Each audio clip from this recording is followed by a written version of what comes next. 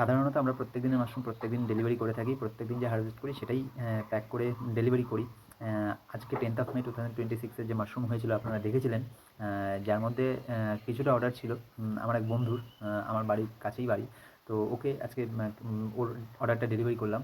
আর কিছুটা ছিল যেটা কি গতকাল রাতে এক দিদি আমাকে ফোন করেছিলেন বহরমপুর থেকে। তো উনি আমাকে বলেন যে আগামী সোমবার অর্থাৎ আগামীকাল 11th May তাকে মাশরুম দেওয়ার কথা। তো ওই দিদি যতটা অর্ডার করেছিল তার থেকে কিছুটা কম আর কি আজকে মাশরুম এক্সেস ছিল। তো যার জন্য আমি ওই দিদিকে ফোন করলাম যে দিদি আজকে এরকম এরকম ব্যাপার, কিছুটা কম মাশরুম হচ্ছে, তো আপনি কি নেবেন? তো দিদি বললেন, দিদি জানালেন যে ওনারা আউট অফ সিটি রয়েছেন, আউট অফ টাউন রয়েছেন, যার কারণে আজকে নিতে পারবেন না। তো ওই দিদি আমাকে বললেন যে তুমি তাহলে এক কাজ করো, ওটা কি থাকবে? আমি বললাম হ্যাঁ থেকে যাবে, অসুবিধা নেই। তো বললো এবং আরেকটা বিষয় কি, মানে ফোন করার মেন রিজন হচ্ছে আগামীকাল ফলনটা নাও হতে পারে। তো সেই কারণেই ওই দিদিকে ফোন করা যে আজকে তাহলে দিয়ে দিই। তো দিদি বললেন যে যদি থাকে তাহলে তুমি ওটা রেখে দাও, আগামীকাল তুমি আমাকে ওটাই ডেলিভারি করে দিও সকাল সকাল। তো আমি বললাম ওকে ঠিক আছে, কোনো অসুবিধা নেই, আমি এটা ফ্রিজ করে রাখছি। তো বলার বিষয় এটাই যে আমার মনে হয় যে কোনো বিষয়ে ট্রান্সপারেন্সি থাকাটা ভালো, যার কারণে ওই দিদিকে আমি সবটা জানিয়ে রাখলাম।